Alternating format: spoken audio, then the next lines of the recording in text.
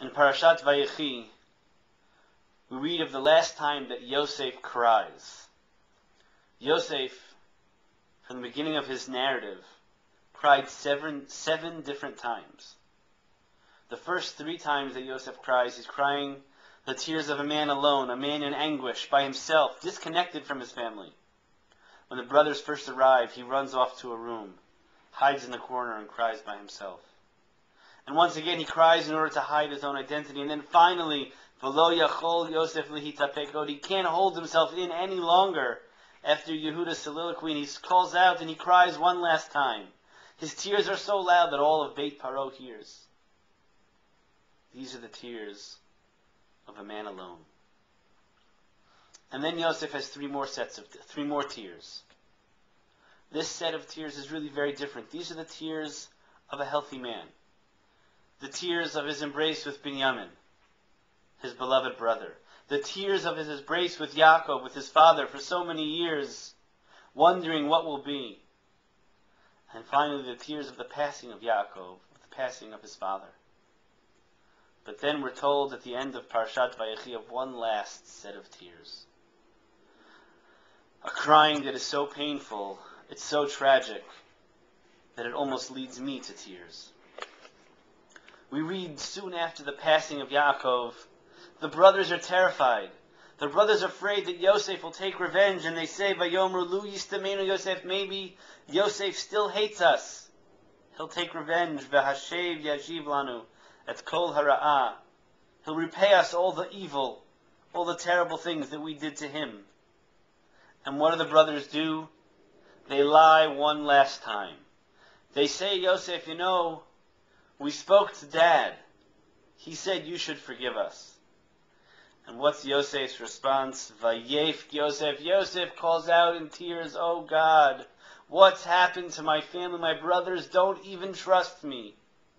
After all these years here in Egypt, of my support, of my protection, we're still not a family. There's no relationship. What do they say? Vayelchu, they walk to him. Vayiplu, they fall on the floor of the fanav. Vayomru, they say to him, Hinenu l'chala avadim, we'll be slaves to you, brother Joseph, please. On the one hand, Yosef could see this as the fulfillment of his dreams. His dreams as a young boy of his brothers bowing down to him, and indeed, Ramban says that here the dreams have been fulfilled. But Yosef says, Hatachat Elokim ani, am I in the place of God? I won't punish you. Your punishment is in God's hands. And then Yosef says something so tragic. V'ata, now he says, Al tirau, don't be afraid. Anochi achal kelechem, I'll support you. I'll take care of you. Don't think that just because Dad is gone, I'm not going to support the family any longer. You'll be okay there in Goshen. We here in the palace, we'll take care of you. What was the brothers' fear? The fear was not that Yosef would ride against them with the chariots of Pharaoh. The fear was not that Yosef would be disengaged. The fear was that Yosef would remove his financial support.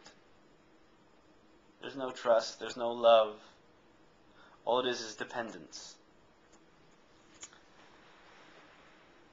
And so, Yosef dies. At the end of the parsha, he dies as he lived. He dies apart from his brothers. He makes them swear, please make sure you'll embalm me, you'll bury me ultimately in Canaan. Don't bury me here. And so he forces them to take an oath. And they take the oath, and ultimately it's fulfilled several years later. But Yosef never reconnects. He never reconciles with his brother. His only saving relationship is Ephraim and Manasseh, his 2 sons. Their son Machir, and perhaps his great-grandchildren, the Bnei Machir. Yosef has an immediate family. His nuclear family seems to work.